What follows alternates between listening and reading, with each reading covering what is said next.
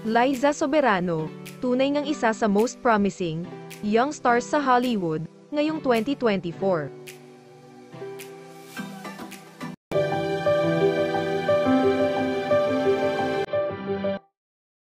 Liza Soberano ay napakaraming papuri ngayon sa Hollywood.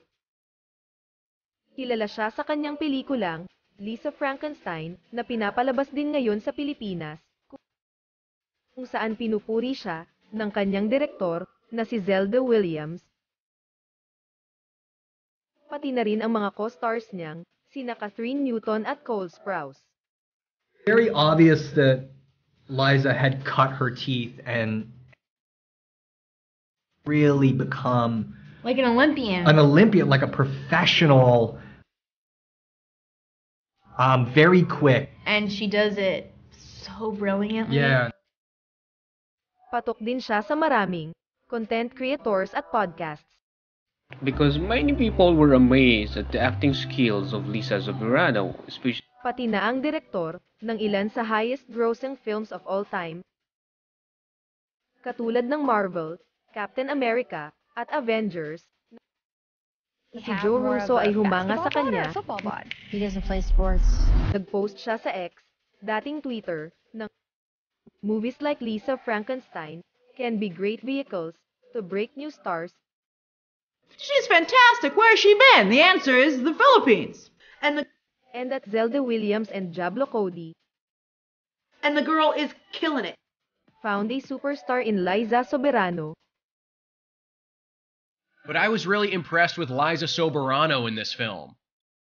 Who steals every scene she's in as Liza's stepsister, Taffy.